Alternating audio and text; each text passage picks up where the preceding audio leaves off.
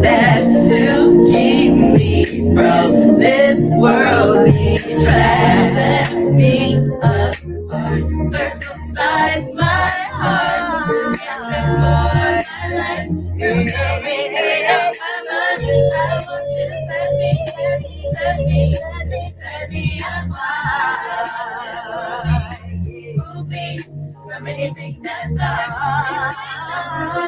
within me to guide my heart.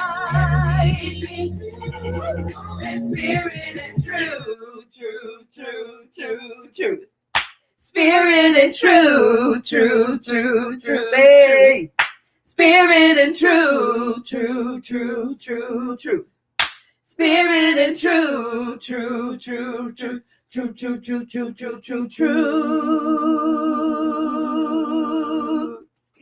Shalom.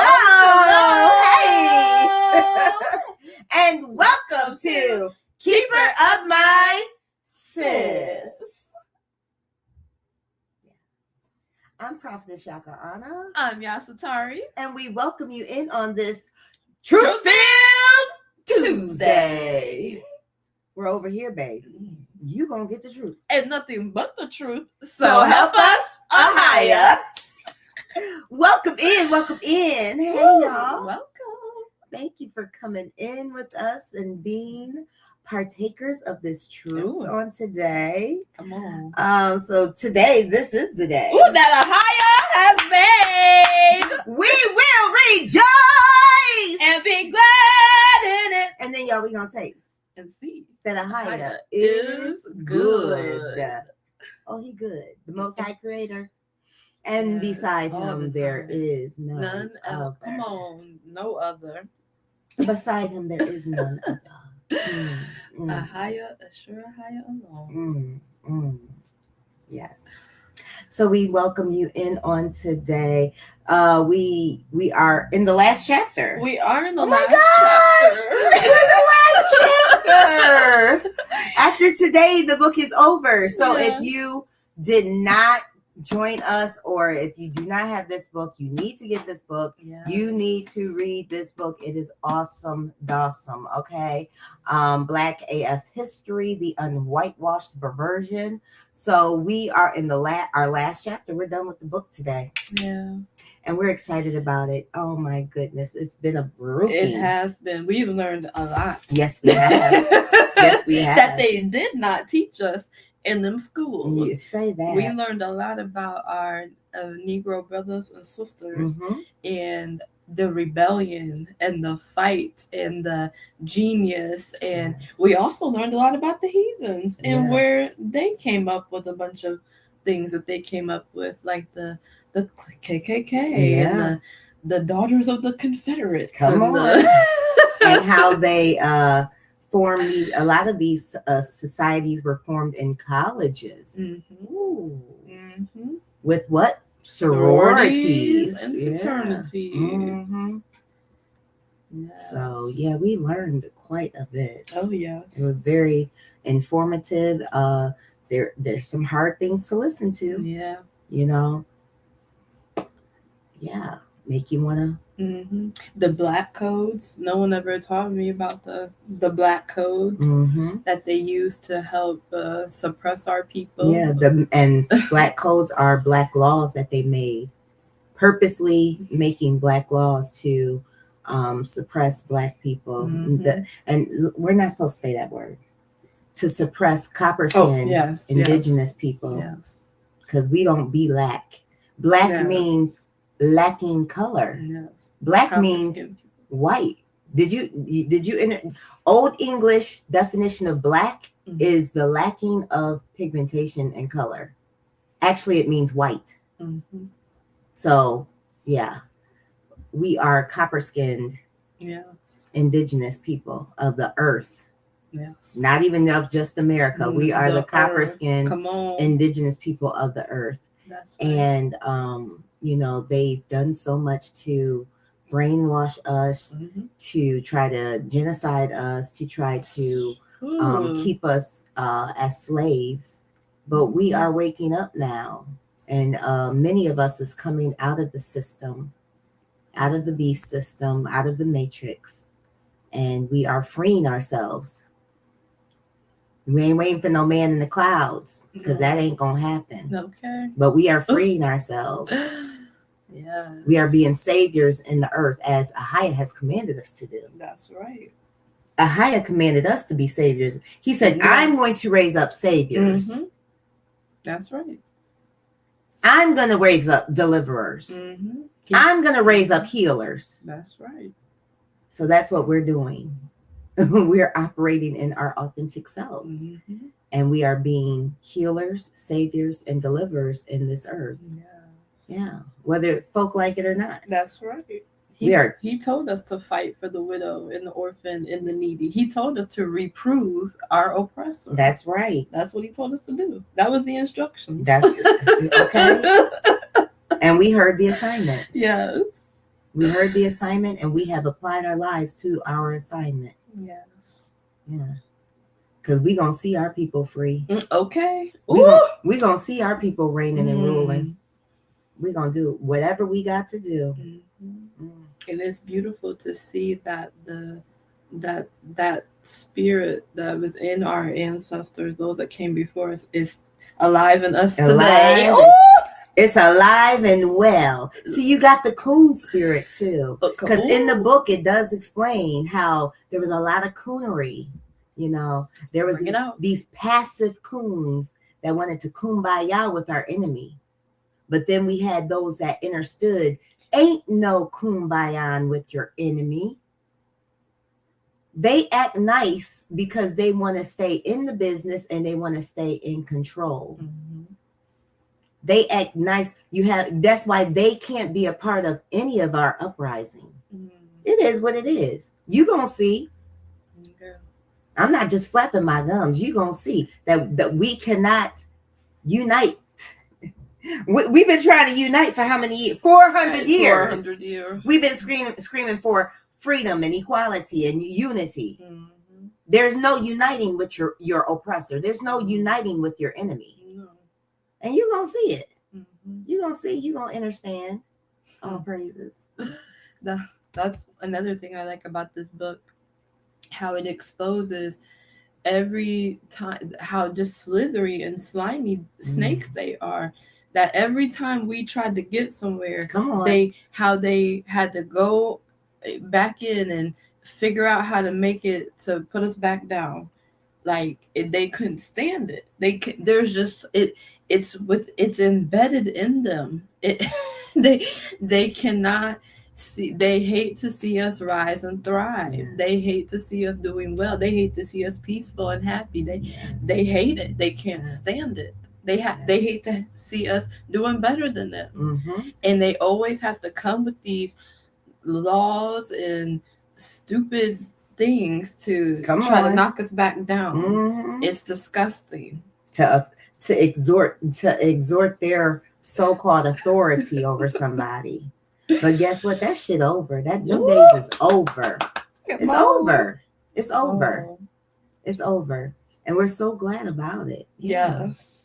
Yeah. Because it's been time. Mm-hmm. Back to those black code laws that they would make to make the copper-skinned indigenous brown people, us, Negro men and women, to they would do things like make curfews for us. Mm-hmm. They didn't have no curfew, but we had a curfew. Mm-hmm. They would make laws about we can go in certain areas. Mm-hmm. We weren't allowed to not have a job, not work. they ain't that some stuff? We had to have a so-called job, or we would get in trouble. Mm-hmm. Yes, ain't that some stuff? Mm-hmm. But we're excited about the rest of this book on today. Yeah. How have you been doing? Good, fantastic, amazing. Like this is exciting. We are in a very, I just can't put it into words. Like, this is such an amazing time that we're in. Like you said when we was praying, like this life that we get to live. It's so abundant. It's so beautiful. no matter what it looks like to other people. And I'm grateful to be here, living and thriving, and it's awesome. How about you? Yes.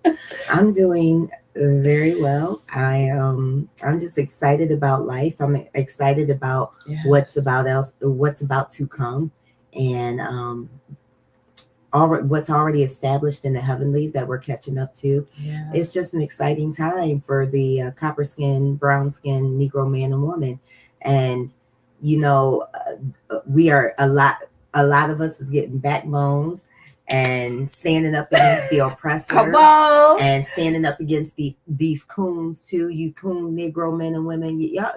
That's the thing that really disturbs me, how much coonery there is with our people. And y'all better come out of that stuff. Mm-hmm. You better come out of it, because you're gonna find yourself in a bad place. You better find you better find a love for your people, and you better find they ain't gonna like when I say this. You better find a level of disgust and hate for the other nations. Yes. See, the reason why you love them is because you don't know your history. Mm-hmm. The reason why you're loyal to them is because you don't know your history. But I'm gonna tell you one thing: they're not loyal to you, and they don't love you. Mm-mm. I said it. They don't. They're not loyal to you, and they do not love you. Just in this book alone, we've read about thousands that they have killed, murdered, thousands that they have destroyed, thousands. Just in the few instances that this book cites, there's many, many, many more. Oh yeah. And from historical records, it's in the millions. Yeah. And we know that. That's why we're a conundrum. That's why they can't understand, how are we still existing? Because we don't die, we multiply. Mm-hmm. We don't die, we multiply. They can try. Woo! And they do try. They do. And they fail every time. Fail. Come on. They fail. But this time when we rise, ain't no coming back down. Yeah. This time when we rise is permanent.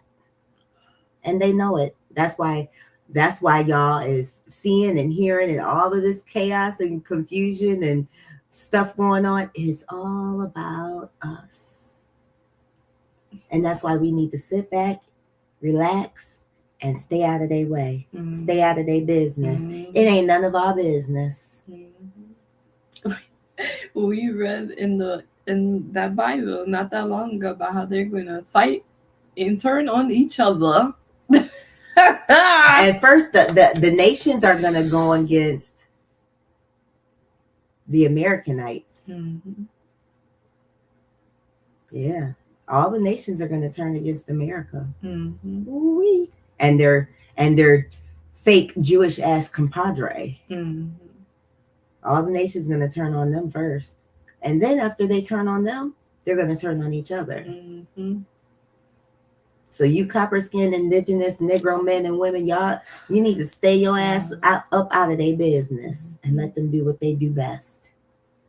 Destroy one another. Mm-hmm. Just like that's what they did to us. They conditioned us to destroy each other. So now that's what's going to happen to them. That's what's going to happen to them. That's what that Bible said. What you did to us is going to be done to you. So, karma. They say it's a bitch. Oh, well. All praises to the Most High. He is awesome. And we get to see this. Okay. It's happening in our time. Yes. We get to partake in this. We get to partake. Yes. And just the fact is that we are partakers of this freedom of spirit and truth. We are partakers in this right now. This is so monumental. Yeah. So it's historical. Yeah. Such a pillar that we get to experience this spirit and truth. Disconnecting. I've never thought in a million years I wouldn't be calling myself a Christian. Okay. I never thought in a million years that I would find out that Jesus is really Lucifer. Right. Yahusha is really Lucifer. Yeah. Ugh. I mean, I never thought in a million years that my my spiritual walk would lead me here. Never. But this is the authentic love that I had for the Father. Yeah. You know, I love him so much, and I wanted truth so much, and I wanted to know who I was. You know, and I asked and I was seeking, and guess what, y'all? I found. Excuse me. I found, and I knocked, and the door was what? Open unto me. All this information, all of the downloads, all of the Rhema, righteous word, confirmation, witness, and revelation that came. It has been absolutely amazing. Now, a lot. Most of it was hard to process and to internalize and to it was meat. You know what I'm saying? It wasn't milk. You know, milk is easy to go down. Right. This was meat. You have to chew. So, you know, take some work.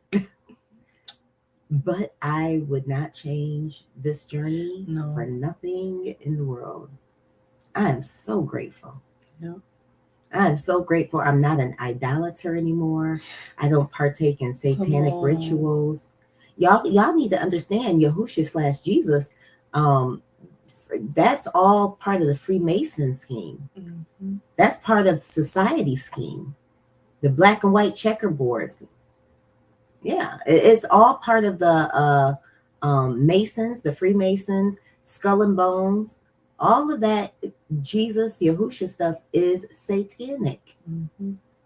So you go into a Freemason lounge, you'll see the Muslim Bible.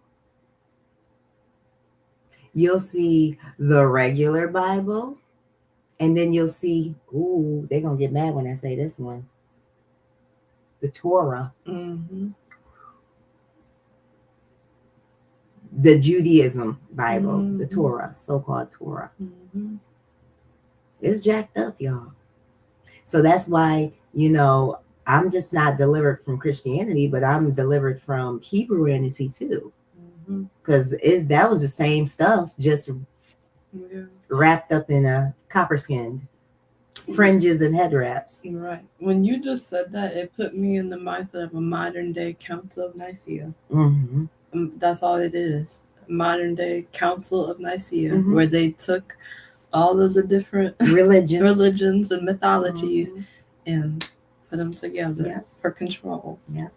And they're still doing that till this day. Why you think there's so many different versions of the Bible? There's different versions of the Quran. There's different versions of the Torah, you know. So, yeah, they switch up the versions to keep us confused. It's confusion. But at the end of the day, Father's not a part of any of that stuff anyway. I know y'all don't want to hear that because y'all think that's God in that Bible. No, the Most High Creator just used that Bible to help free us. That's all that is. That's not the Most High in that Bible. If you really think a book can contain him, you're delusional. Just like he said, a building can't contain him. You can have a building as big as a city and it can't contain the Most High Creator. But they were steadily, in that Bible, steadily trying to build buildings, calling it the temple of God. And what do y'all call these buildings? It's one on every corner. The house of God. The house of God. Really? God got that many houses? And that's a little house. That's a medium-sized one. All these, that's a large mega church. And you telling me he in all of them? No, not at all. He ain't in none of them. No, not okay. He's not in any of them. Say that. So when you go to your Sunday church service, just know the Creator's not there. I don't care who y'all calling on. I don't care how froggy you feeling. But the Most High Creator, he's not there. He don't dwell in temples made by man's hands. And you'll find his presence when you get away from all of that foolery and when you get yourself by yourself and you start seeking the Most High for yourself. Then you'll find him. Guess where? in yourself. Mm-hmm. Yeah, it is what it is. I'm telling you truth. So your little tears on Sunday, and you feel a little tingling in your heart, baby. And I'm not saying some of y'all not. It's not pure intentions, right? Yeah. But for the most part, you get that little feeling, and then it's gone. Mm-hmm. And then you go back next Sunday for your fix again. Mm-hmm. But I'm gonna need you to have a real experience. Come on. I'm gonna need you to have a real encounter, and it don't look like what you think it's supposed to look like. Real encounter don't look like what it's supposed to look like. Okay, I'll save that message for another day. You got anything? That was awesome. I have a fun, fruitful fact. Bring it out. About the treadmill. So the treadmill that we know today did not actually start as the treadmill.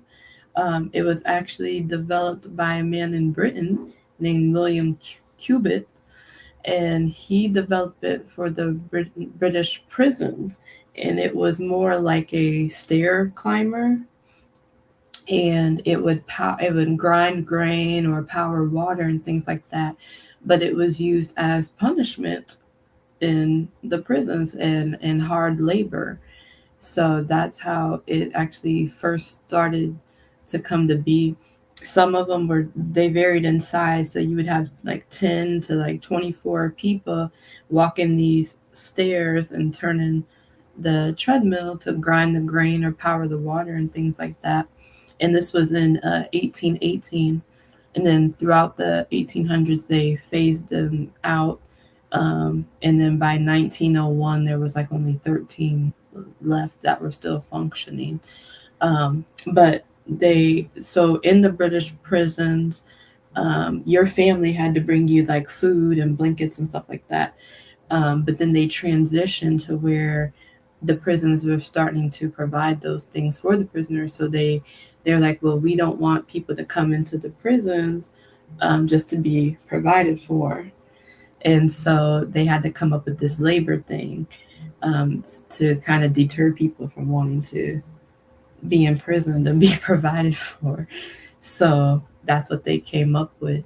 And then, so in the 1900s, in 1913, the first treadmill was patented here in the U.S.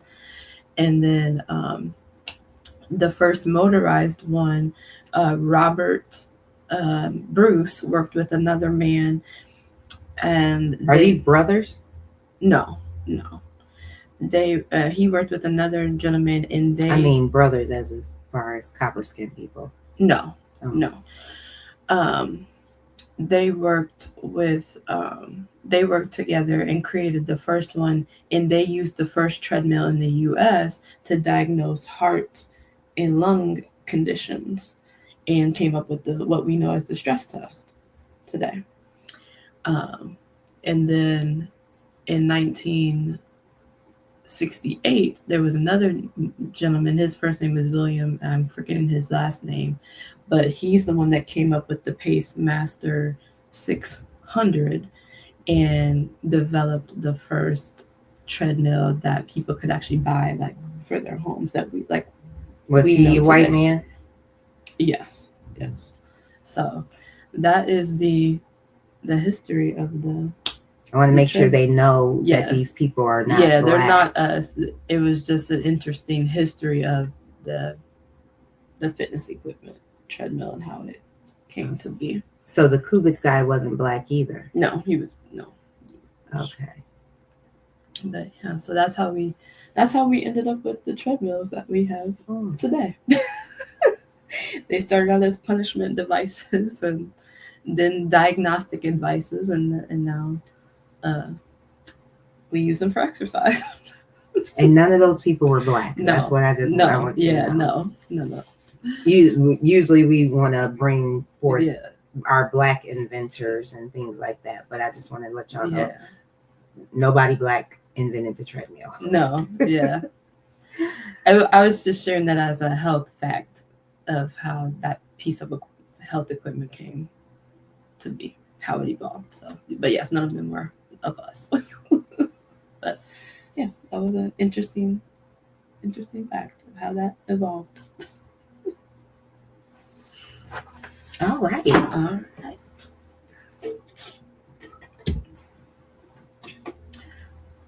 On that note, It's time to praise and worship.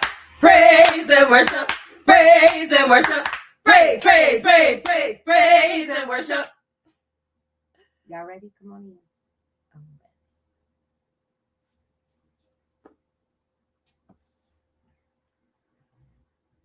This fall, thousands of homeowners in Ohio are switching from gas to a heat pump system. Here's why. These new all-electric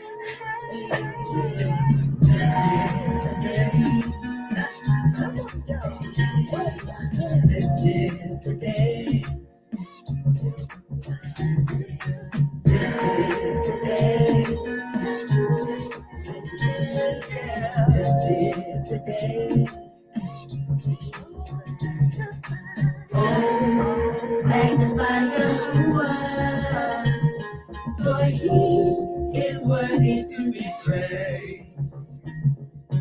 Oh, magnify Yahuwah, for He is worthy to be praised. If you live here in Ohio and you've got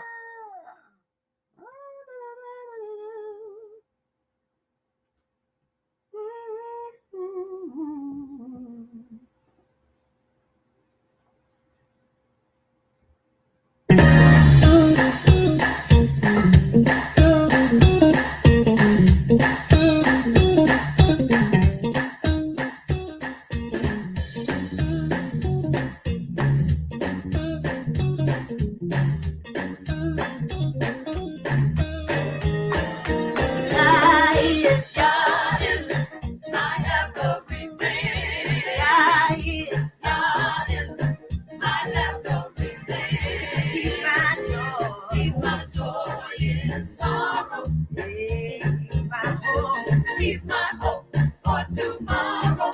Hey, he's my rock. He's my rock in a weary land. A shelter in the time of storm. Hey, God is. God is. I am my everything. Hey, God is. I am my everything. Ooh, God is. I am my everything. He's my joy. He's my joy in sorrow. Hey, he's my hope. He's my hope for tomorrow. Hey, he's my rock. He's my rock in a weary land. Another. Hey, God is. God is. I am my everything. Hey, God is. I am my everything. Ooh, God is. I am my. Oh, he's my joy, yeah. Yeah. He's my hope for tomorrow. Hey, he's my rock. He's my rock. In a weary land. Hey, a shelter.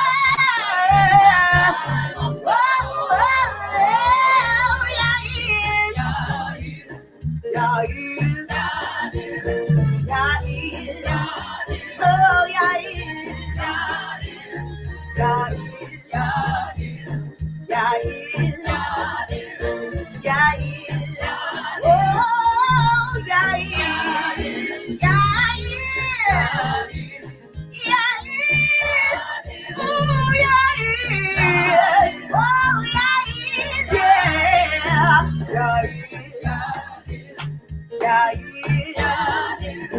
God is.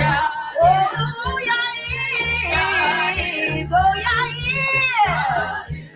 God is. My everything. Oh, my everything. My everything. My everything. My everything. My everything. My everything. My everything. My everything. My everything. My everything. My everything. My everything. My everything. My everything. My everything. My everything. My joy is tomorrow. Everything. My hope for tomorrow. Everything. My will is little. Everything. With love I will. My everything. My everything. My everything. My everything.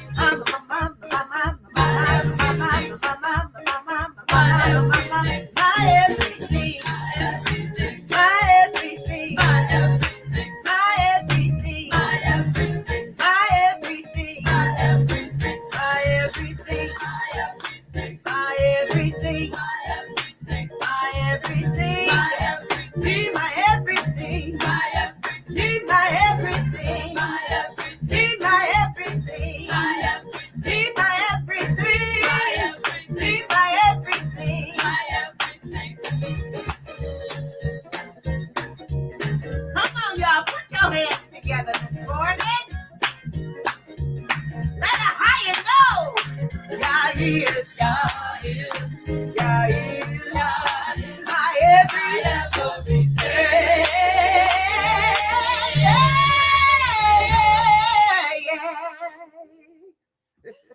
Oh, yes, he is. Come on. Yes, he is. Come on. My Everything. everything. Come Yes, on. he is. Come on. He is. Hmm.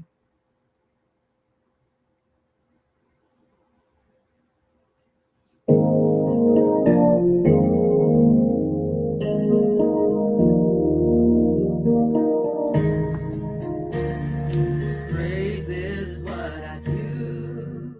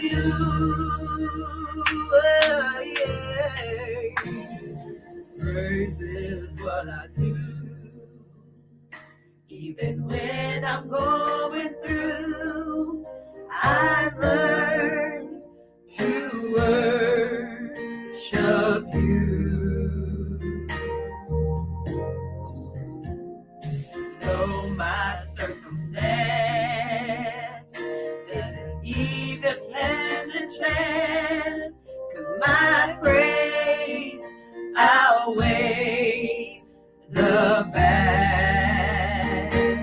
And I vow to praise you through the good and the bad. I'll praise you, whether happy or sad. I'll praise you in all that I go through, because praise is what I do. 'Cause I owe it all to you.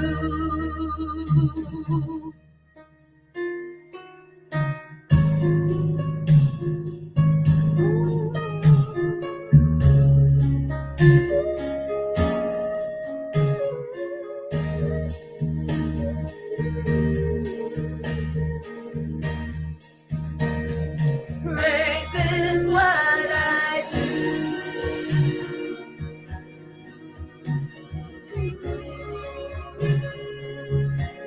Is what I do.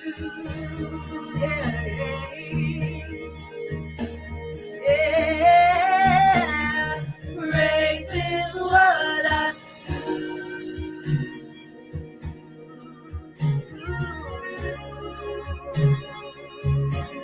It's what I do.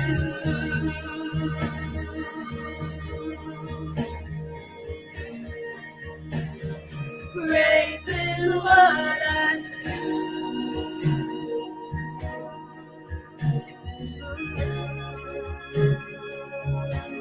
It's what I do.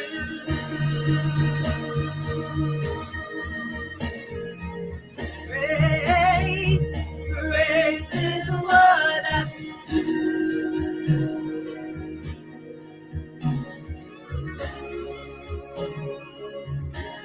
It's what I do, it's what I do, it's what I do, it's what I do, it's what I do. I know it to you.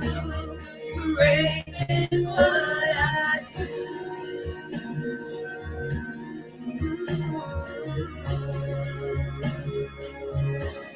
It's what I do, it's what I do, it's what I do, it's what I do, it's what I do, it's what I do. Praise is what I do.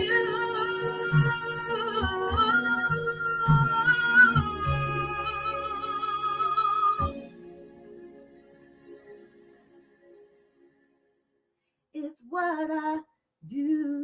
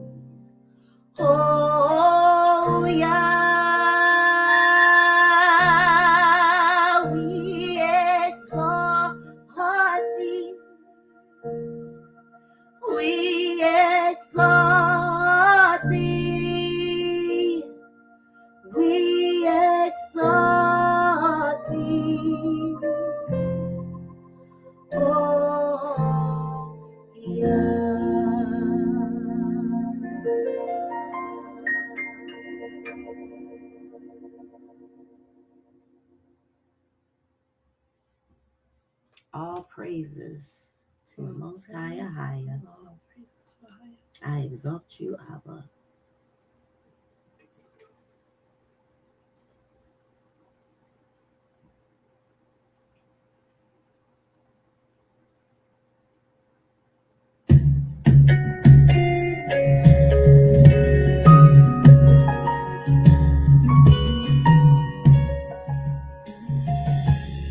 Let praises rise from the inside, from the inside of me. May you delight on the inside, on the inside of me. 'Cause all I want is for you to be glorified, for you to be lifted high. All I want is for you to be glorified, for you to be lifted high.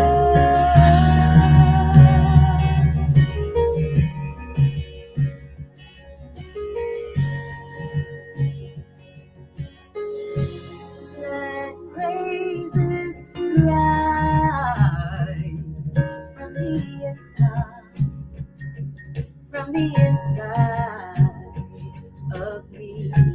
May you delight in the inside, in the inside of me. Come feel my life from the inside, from the inside of me. Set me on fire from the inside, from the inside of me. So all I want is for you to be glorified, you to be lifted high. All I want is for you to be glorified, you to be lifted high. All I want is for you to be glorified, you to be lifted high. Yeah, all I want is for you to be glorified, you to be lifted high. Yeah. Ooh, yeah, be glorified today. We worship, we worship you.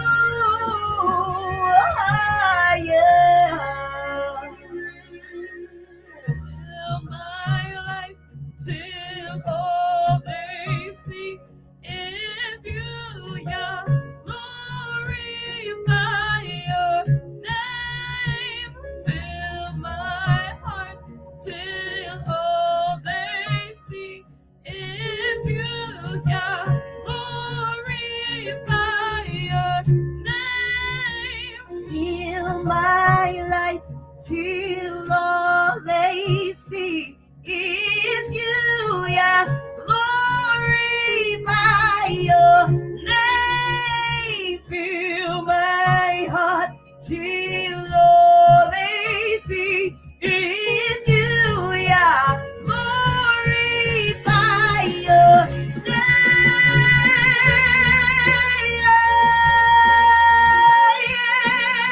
We glorify your name today. You're so precious. You're so wonderful.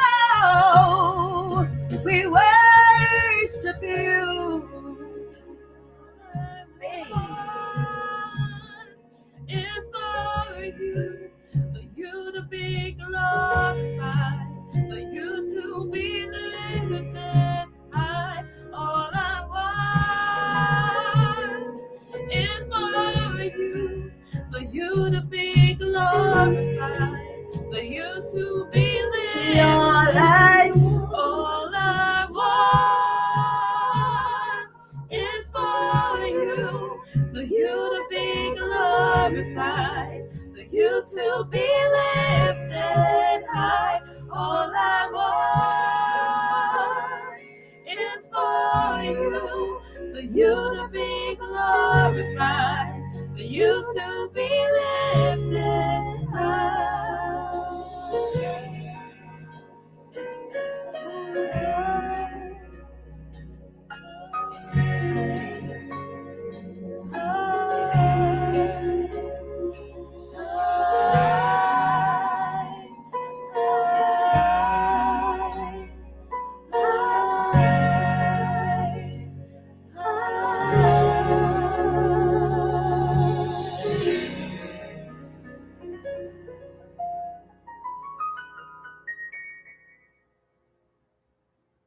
Ooh. Fine. How excellent for me. I feel like singing. This ain't for y'all. This is between me and Daddy. Sometimes I just like to sing to him and let him know how excellent he is. He's so amazing. Yes. Yes.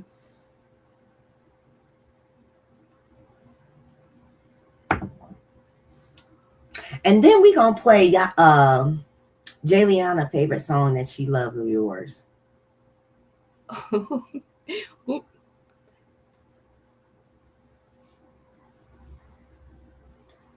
We'll play that at the end.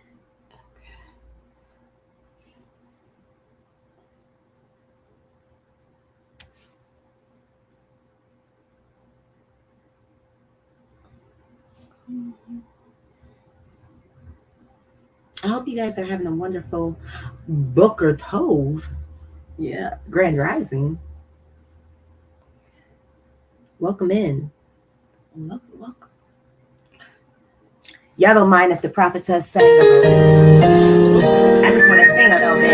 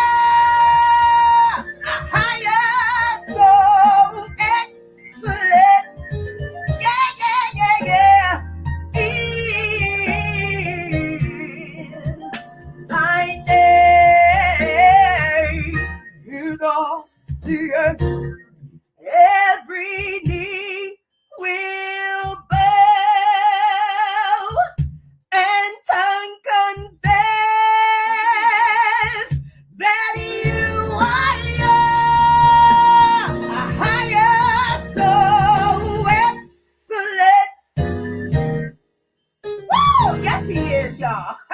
A higher soul excellence. Yeah, yeah, yeah, yeah, yeah, yeah, yeah. A higher soul excellence. Excellence. Excellence. A higher soul excellence.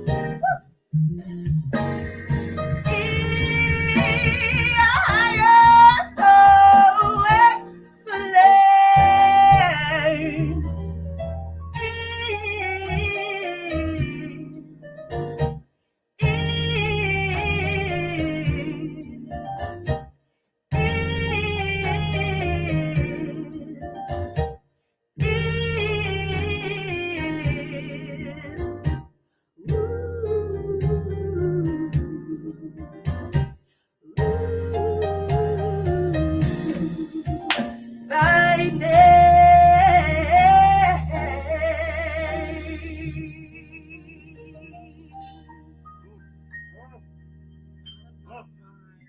He excellent. Oh, that was excellent. He excellent, girl. Yes, He excellent. Yes, he is. Oh, he Oh, excellent. how Oh, he oh, like that little. Oh, he excellent. Excellent. Excellent. Excellent. A higher is excellent. Excellent. Excellent. A higher is excellent.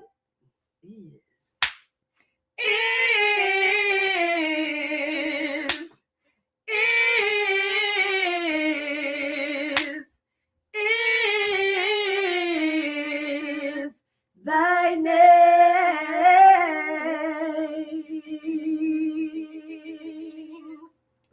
Yes. Ooh.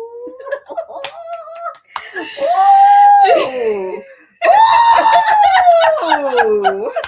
Yes, sir. Yes, sir. Yes, sir. Ooh. Yes, sir. Hey, he is excellent. Yes, he is. My, How excellent is the name of a higher. standing Assure a ovation. higher. Yes. Standing ovation for A higher. higher, assure a higher. How excellent is your name? Is your How name excellent is your name? in all the earth. Come on. That every knee shall Shall bow. bow. Every tongue shall confess. Come that on, he girl. is a higher. Woo! Yes, yes, yes, yes, yes. In all the earth. In all the In earth. all the earth. In all the earth. Ooh, like that there is. We keep trying to tell them, says there is none. There is no other. There is no other. Not even a devil, not even a Satan. There is no other. There's no middleman. There's no big brother. No. There's not another. Come on, it's only a higher. A higher, a sure, Like a he said, he higher. don't need no help. At all. Ain't that the thing? I can't. You know why? Why we got the audacity to think Daddy need help? He didn't need no man to shed no blood. Mm-mm. He don't need no bulls and bullocks and none of that. Mm-mm. Buttocks, rams, and shams and sheeps. He don't need no lambs. He don't need no baby lambs. He don't need no men lambs. He don't need no help. No, he don't. Ooh. He's excellent. Yeah, come on. Come on. Sis. Without imperfection. Come on, sis. He don't need no help. Come on. Y'all in delusional land. We was there once. Oh, yeah. We was there in delusional land thinking we needed a middleman, thinking we need a savior. Mm-hmm. Well, because they taught us we were sinners. We Mhm. were wretches. We were, that's what they taught us. They taught us what, sis? Repeat that. They taught us that we were sinners and wretches, and we were filthy. Filthy rags. Our works was that there was nothing we could ever do. Ooh. But guess what? Ahia didn't create us like that. No, Those are second creation people. Yes. But first creation people, divine creatures. Mm-hmm. We come from that. He said, "Let me make you in my image, Come after on. my likeness." Come on. Which is excellent. Oh,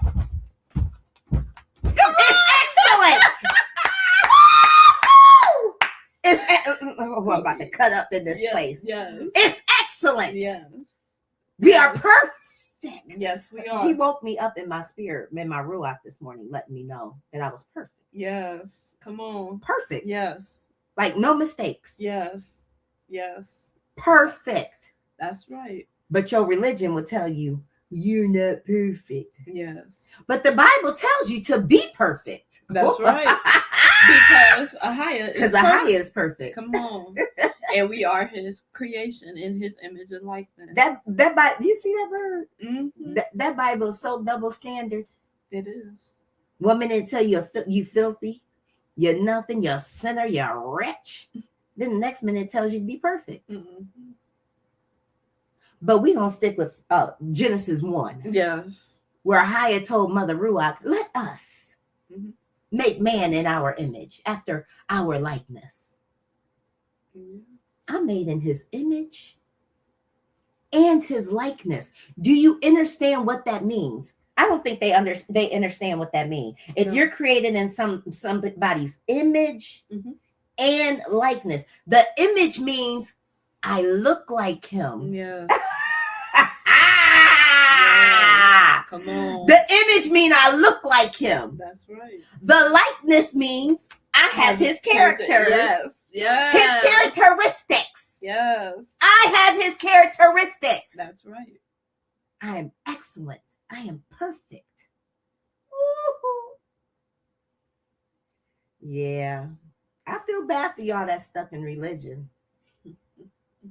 You will never know your potential. You will never know who you truly are. Because you're not a sinner. First creation, people, YAHUAH never made us sin. Never made us from dirt. We come from seed. And when that seed hit that egg, it made a what? Explosion.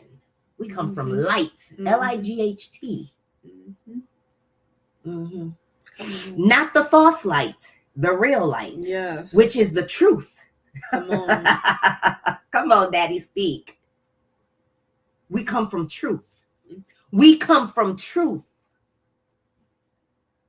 Anything that comes from dirt, a man that's created from dirt, that's not truth. That's deception. That's falsification. Come on. That's a clone. That's an NPC. Yeah. That's the second creation being. Of Lucifer. Your daddy is the false god. That's who your daddy is. And unfortunately, most of that Bible is dictated by who? The false god, Lucifer. It is what it is. Because the creator, he doesn't require blood sacrifice. And throughout that whole Bible, come on, that God in there wanted what? Blood sacrifices. At first, he did it with the animals. He was sneaky. At first, it was the animals. And then he whispered in Abraham's ear, I want you to kill your boy to show how much you love me. And then he gets to New Testament. He said, well, the animals ain't doing it for me no more. That's some sick, twisted stuff. The animals ain't doing it for me no more. I'm going to go to an innocent man's life. Wow. And this is the satanic practice that y'all in. And I'm not giving, it has no power. That's the thing. What you're doing has no power. It just has you caught up in deception. It has absolutely no power. It just uses you to be wicked. That religion uses you to be wicked. Well, how's that? Well, aren't you a partaker of blood?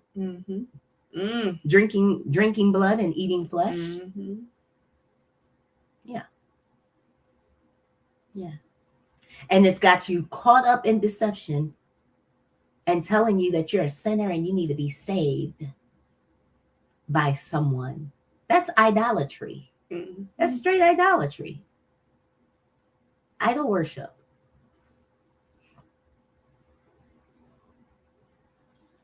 is what it is. It is what it is. Oh, praise. You got anything before we get started? No,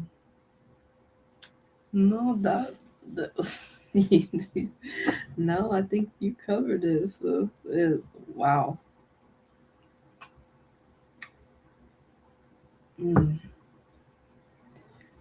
I'm grateful for that on today. I'm grateful to be in his image and likeness. Yeah. To be perfect. Yes. Because yes, you are perfect. Yes. When I say perfect, from the crown of your head to the sole of your feet, perfect. Yeah. Perfection. Yes. Because especially, as Negro men and women, we are told the complete opposite our entire lives. That everything about us is wrong. From religion to the government powers that be in the school, that we're bombarded with that message that we're wrong, or we're the complete opposite of what we really are, which is divine perfection. Divine perfection. And the fact that YAHUAH said, I'm going to make me Yahca'Anna. I'm going to make me Yasatari. So glad he did. Like, yeah. Wow. Wow. And you need to understand that it's not about belief, it's about the knowing truth. Come on. That you were created in his image. Yeah. After his likeness. With his characteristics. You look like him and you act like him. I know I'm my daddy's daughter. I know without a shadow of a doubt that I am my daddy's daughter. Yes. YAHUAH is my father, the creator, the most high, the creator. Who there is none beside him. That's who I come straight from him and Mother Ruach. Yes. That's my mother and father. Yeah. Yeah. Yeah. So let's get into this book. And we are on the last chapter, chapter 16. Yes. And shalom to all of you that have come in. And if you like the truth that you're receiving on this channel, please click the like button and also please share. Yes. And with your friends and family, Our people got to come out of idolatry because it has screwed us up majorly. Yeah. Got you looking to idols and idolatry lifestyle. And it's so crazy how we missed that, sis. We was all up in Christianity, and it's so crazy how we missed that. We didn't see that we were worshiping idols. Not just one. You wasn't just worshiping Yahushua and Jesus. That's one idol. Yeah. But the cross, the altar, that pastor, the Bible, communion, baptism, tithes and offering, the church period, the building itself. Yes. Oh, and don't forget your favorite, the Bible. Yeah, the Bible. You made the Bible. So all of these idols. Yeah. All of these idols people have made in their lives. Woo-wee. But we're set free now. Ooh. Ain't none better than being mentally, physically, spiritually, psychologically set free. Yeah. The next one's gonna be physically. Yes. Yes. Yes. Come on. Ain't no sense in being physically set free when you in bondage in all the other areas. Ooh. Then you'll be like the Israelites in the wilderness. We want to go back to Egypt. Yeah. They weren't set free mentally, spiritually, physically, emotionally, psychologically. So that's why, even though they were free physically, they wanted to go back to bondage. Because guess what? They were still in bondage. Yeah. That's a nugget. Mm-hmm. That's a whole nugget right there. But look how YAHUAH set us free. Yes. Mentally, spiritually, emotionally, psychologically. Mm-hmm. And now the physical and the financial about to come. Yes. The physical and the financial freedom is about to come. Yes, it is. Speak, Papa. Yes. Speak. He had to do it this way. Oh yeah, or we wouldn't have been able to. Yeah. It would have been pointless, like you said. Woo! He right on time. He right on schedule. Yeah. We're right on schedule. Yes. To what he's already established. Yes. Yes, we are. Mm. Yes, we are. All praises to it. Higher. All praise. All praise to the Most High. Higher. Ooh. All right. So, Black AF History, the Un-Whitewashed Story of America by Michael Harriot. The last chapter, chapter 16. Homework. All the stories about my family that you have read in this book are true. They have been fact-checked via group text, Zoom calls, and phone conversations with my sisters, aunts, cousins, and friends. Although they didn't give me express permission to document these anecdotes and reveal them to the world, I have no reason to think that they will object, because I was raised with three of the greatest snitches in history. My three sisters, Kamalita, Robin, and Sean, have never competed in track and field, but they were world-class athletes when it came to running and telling. The funny thing about this was, even though they always ratted me out, they knew I would never do it to them. They would reveal a secret to me knowing I wouldn't share it with anyone, but they would never keep my secrets. They were so dependable in that regard that I actually respect their snitch game. I didn't even blame them for their shortcomings because I know they can't not snitch. They have to run and tell it. To this day, if they discover something I was trying to hide, they will casually say with no shame whatsoever, "You know I'm going to tell Mama, right?" I don't blame my mother for my sister's propensity for tattling. It wasn't a family trait. In fact, my mother disliked it as much as I did, which is why my sisters had to figure out how to snitch in an overt way. They eventually honed their backdoor tattletale tactics down to a science by uttering one phrase that would invariably pique my mother's curiosity. "Something is wrong with Mike." There was nothing I could do about this because there was a no-hitting rule in our house that precluded all others. And of course, living with the snitch squad, you couldn't dare break the rules, even if I plucked them on the earlobe. Because of how we were raised, we respected the code of the Harriet streets. But if any one of us ever found a workaround to a rule, we would argue the technicalities amongst each other. And besides, turning in each other for violations of the house rules, my sisters were great at finding loopholes, which is why the discovery of "I was doing this first" upended the Harriet house for years to come. I'd love to tell you that I discovered IWDTF, but I can't lie. I don't know which one of us discovered this brilliant tactical loophole. Probably Robin. But it was a way to make someone actually choose violence. Here's how it worked. Say you were in the corner of a room, lying on a bed or anywhere else you couldn't escape. According to the precedent set in the landmark case Harriet versus Harriet, I was legally permitted to use my arms, a stick, or anything that could block your path. And if you ran into my arm, a broom, or an object that was already in motion, it wasn't my fault you got the snot knocked out of you. The best time to do it was when someone had to pee. When I or one of my sisters had wronged another one of us, we waited until the offending party went into the bathroom. Then we grabbed the broom and started waving it in front of the door. When the offender exited the bathroom, they would have to face the broom gauntlet, knowing that I was doing this first. I can't tell you how many times my sisters and I have nearly beaten each other to death with a broomstick.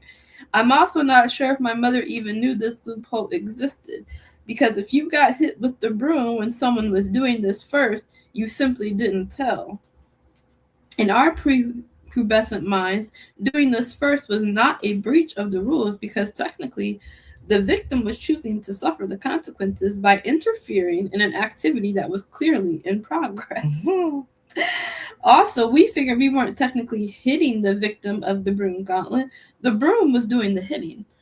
I can't tell you who discovered this idiotic rule, but I can tell you that the moment when it ended.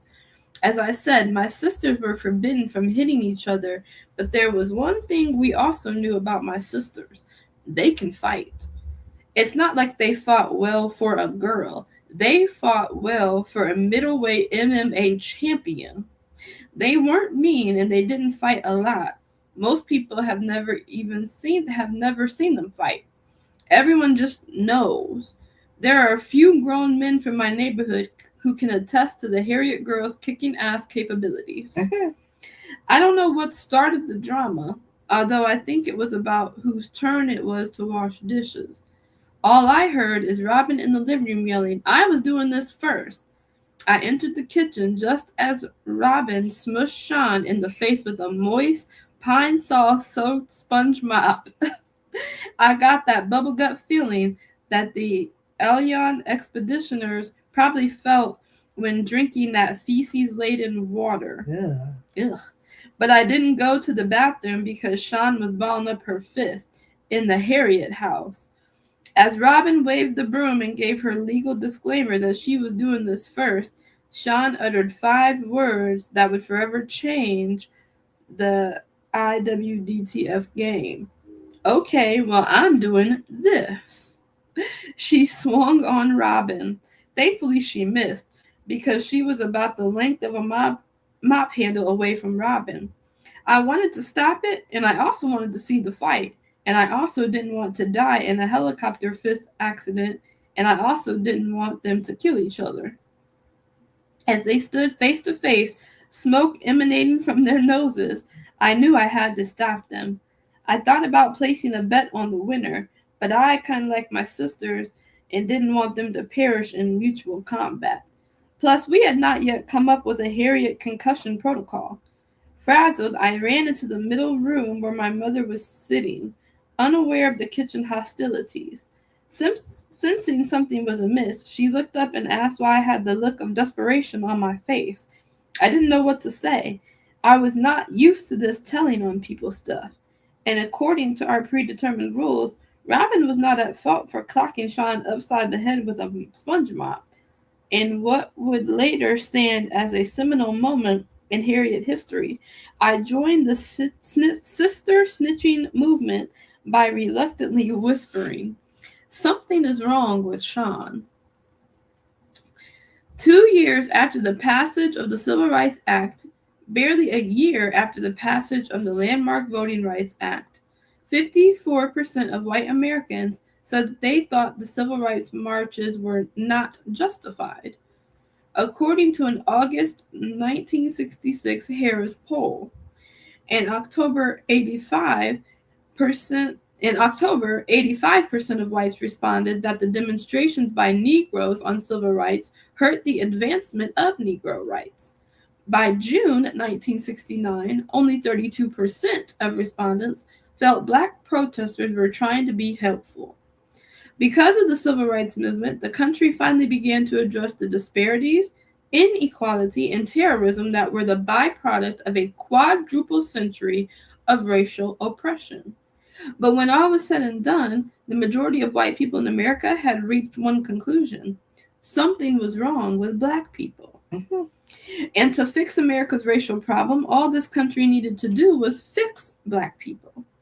To address the drugs, crime, and poverty caused by wealth disparities, unequal employment, and lack of community resources, they decided to police, arrest, and imprison the people who were subjected to redlining, segregation, and systematic discrimination.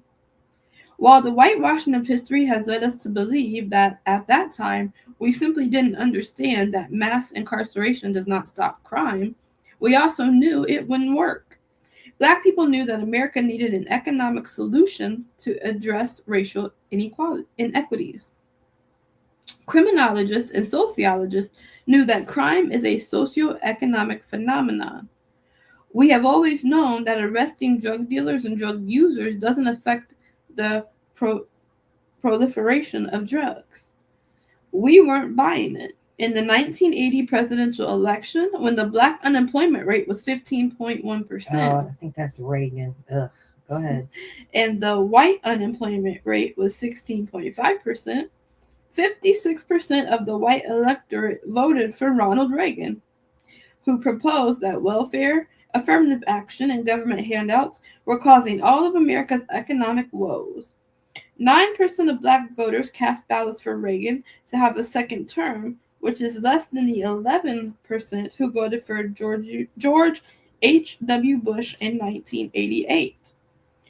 In 1992, when Bill Clinton was elected, he won 83% of the Black vote, but only 39% of the white vote.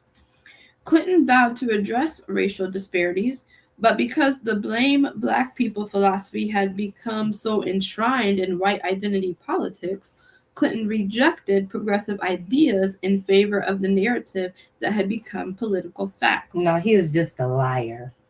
He said all those things to get the Black vote, and then once he got in office, he didn't do shit. Come on. Just like all the Democrats. Facts. They say all this stuff. Ooh, we gonna help the poor people. We gonna help the Black folks. We gonna help. No, they don't. Never, ever, never. Never. We know Obama, who is. We don't know what that man is. He ain't one of us. Mm-mm. But when he got it, he didn't do anything for our people at all. Nothing at all. No, he did not. He did what he wanted to do for his gay self and his man wife. Mm-hmm. Come on. And made what gay marriage legal. Mm-hmm. Yes. That's the only damn thing he did. Mm-hmm. They used the so-called, I'll call him Black, the so-called Black man, they used him to bring, because none of them white men wanted that behind their name. Come on. Even though they partake abundantly. None of the white presidents wanted making gay marriage legal, so they used the scapegoat. Mm-hmm. Come on. He ain't one of us. He ain't one of us. Mm-hmm. For real. He's not a Negro copper skin. No, he's what I guess his daddy was from Kenya or something. I think so, yeah. He African, and they're our enemies. Mm-hmm. They are not us. They are not us. Don't know what his mammy was, but she obviously was of some Caucasus Mountain race. But go ahead, sis. Mm. Fix Black people and you can fix racism. By the presidential election of 2000, only 9% of Black voters voted for George W. Bush. After Bush completed 2 terms as president in 2008, America came up with a new solution. Let's try a Black guy. When Barack Obama declared his presidential campaign, all the racism you read about in previous chapters emerged. A furious search for his birth certificate was premised on the claim that he was secretly an immigrant from Africa. He had to resign from Trinity United Church of Christ, where his pastor, Reverend Jeremiah Wright, a graduate of historically Black Howard University, who served in the Marine Corps and the Navy, preached radical Black liberation theology. Obama was accused of being a Muslim, consorting with radical left-wing extremists, and being anti-white. He was not a real American. His church was plotting against white people. Yay! He was a Where that church at? Trinity United Church of Christ. Oh, Mr. Reverend Jeremiah Wright. Oh, all praises. Yeah. All praises. They understand who our enemy is. Go ahead, sister. Mm-hmm. To America, Barack Obama was and will always be a Black president. And with him came some crazy ideas.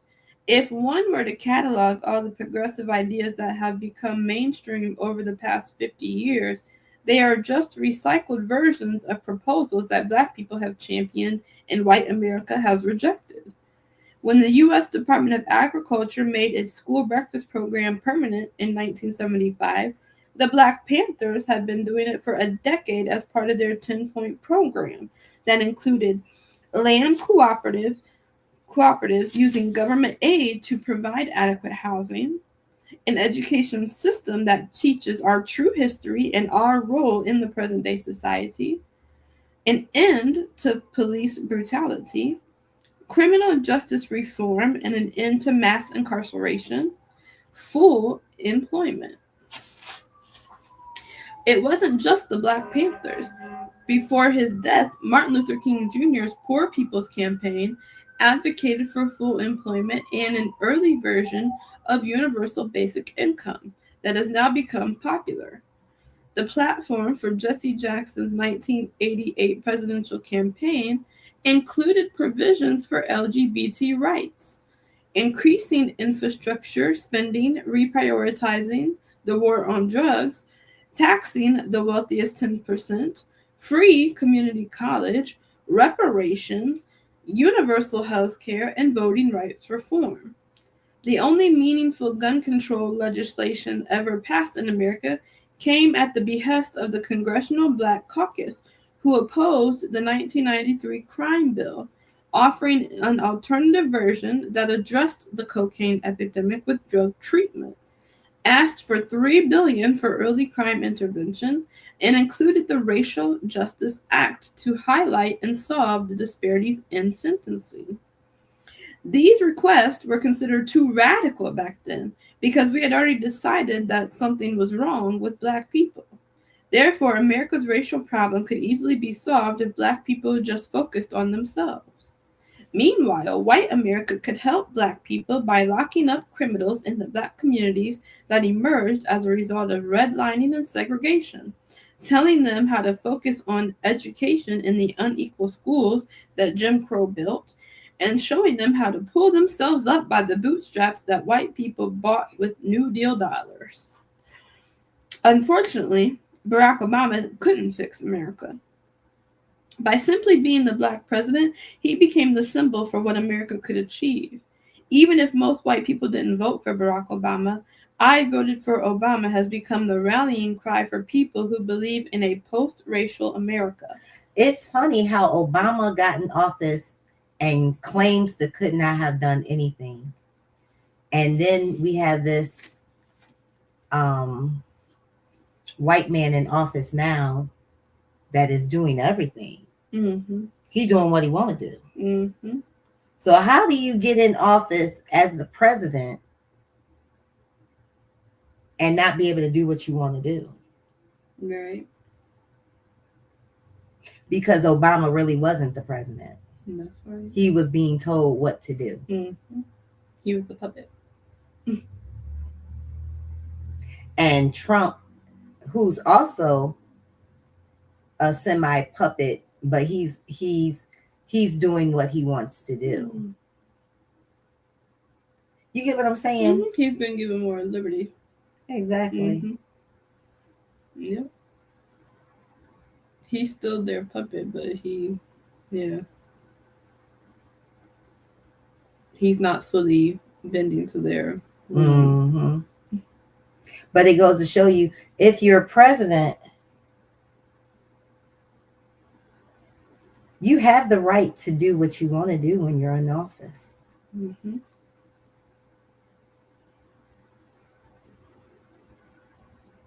Trump doing it. Mm-hmm.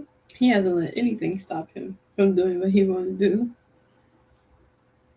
Even when they tried to impeach him and everything. Mm-hmm. And dug up all the dirt they could on him, exposed all the files on him. He's still doing what he want to do. So we understand that Obama was nothing but a ragdoll used to bring about the only thing they wanted to use him to make sure gay marriage came into play. and they wanted that to be his legacy, which it is, because all the other white men they was like, we don't want that on our legacy. Put that on that black man, and him like a dumbass coon. And him being gay himself, and his so-called wife being a man. Perfect. Go ahead, sister.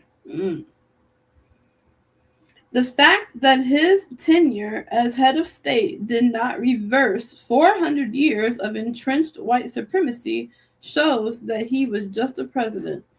But while there are valid criticism of Obama's two administrations, from black and white, liberal and conservative, perhaps his most important legacy is that the result of his presidency proved that there is nothing wrong with black people.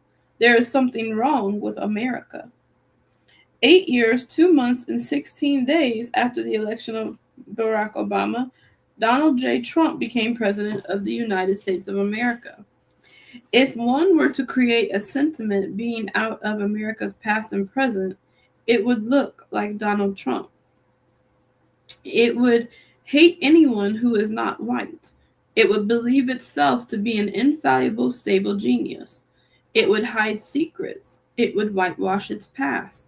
It would lie incessantly. It would rip brown babies from their mother's arms. It will criminalize Muslims. It would mirror the intellect and sentiment of the vast majority of people who fill the country from sea to shining sea. Donald Trump is America. Donald Trump is a rich, powerful man who has convinced the world that his empire was earned through hard work, not a sordid past that includes, but is not limited to, taking advantage of his privilege. He made his fortune like America made its fortune, taking land, profiting off financial malfeasance, conning the masses, and refusing to pay black and brown people for their work. He became the world's most powerful man in the world's most powerful country through a system that rewards white men for being white men. He has no particular... Or rewards white men for being crooks. Come on. He has no particular intelligence or expertise, yet he has convinced his poor Caucasian co-conspirators that the only way they can succeed is by placing their foot on the neck of the people who don't look like them. The brown people, the black people, the non-Christians. Isn't that the most American idea of them all?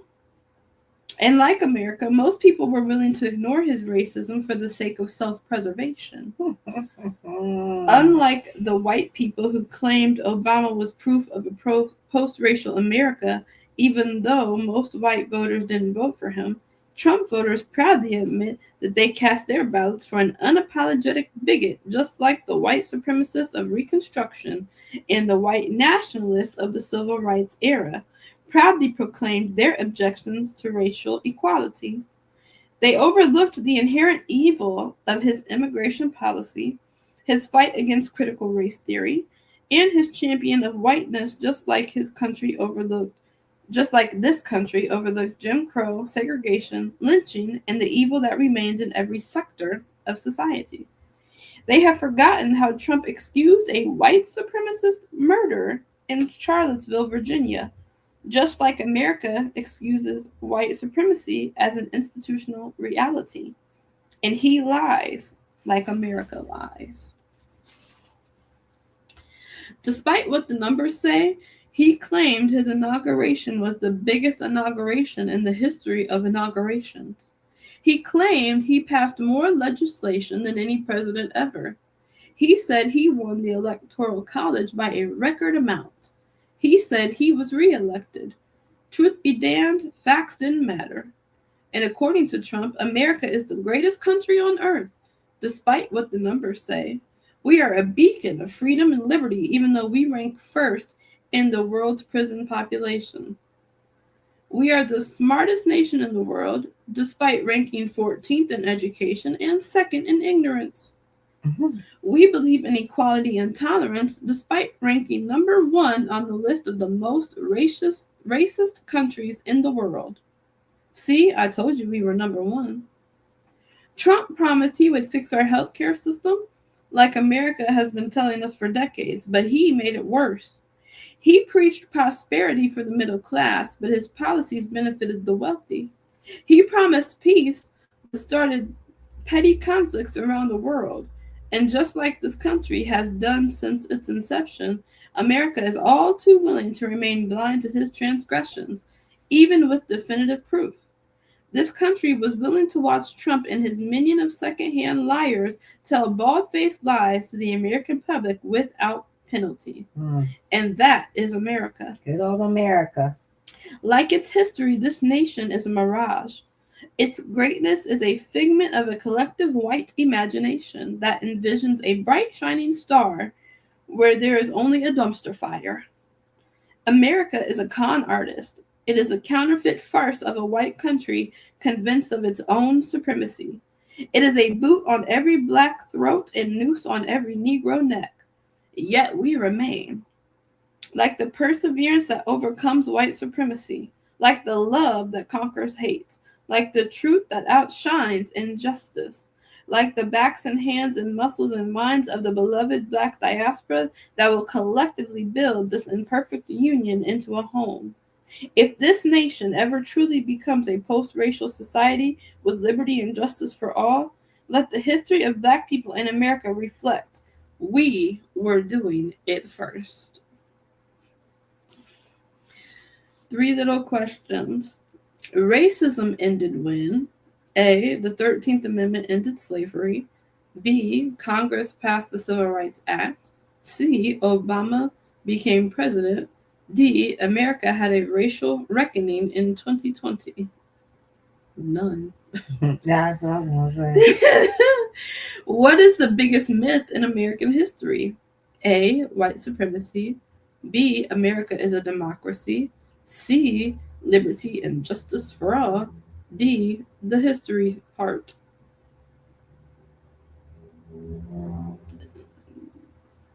C. Liberty and justice for all. Number 3. What is the main difference between American history and Black history? A. Who writes the books? B. Same difference between fact and fiction. C. Black history is American history. Damn right. D. There is no such thing as America. That too. Yes. Activity, final exam. Create a post-racial America. Do you want to read the acknowledgements? Okay. All right. All praises. That's the end of the book. It is. Oh, that was awesome. That was good. Thank you, Todas, for getting this book. You're welcome. It was amazing to read. I'd advise you to put this in your repertoire. Yeah. But we thank you for joining us today, Keepers of My Sis. If you would like to contact us, you can do so via Gmail at keeperofmysis@gmail.com, or you can message us on our message board on our Keeper of My Sis page on Facebook. If you would like our music, if you would like links to our fitness page, they're all up top. So please click those links. Please come on and join YAH for Zion Fitness. Yeah. Come over and get physically fit and healthy and get beautiful ideas on recipes and what you can eat daily to stay away from the junk food and the sugars and the meats and things. We got wonderful recipes, over there that you can get and enjoy. We are here, Yah willing, on Tuesdays at 9 a.m. in the morning, like we were today. And we are here on Saturdays for Shabbat Fellowship at 11 a.m. in the morning. If you are wanting to sow into my life and Yastari's life, you can do so via Cash App at $keeperofmysis. And we are just excited to be with you. Thank you for coming in and being with us on today. We pray that you have the rest of your day be a Baruching, and be that baruching to somebody else. Speak life into your brothers and sisters. Show all the love and care and attention to your brothers and sisters. Let's start watching out for one another. When we're in public, let's just start watching out for one another. The copper skinned Negro man and Negro woman. Okay? It's time for us to come together, y'all. And it's time for us to have each other's backs. So we love you so very much. And we will see you, Yah willing, on Saturday for Shabbat Fellowship. Shalom. Bye.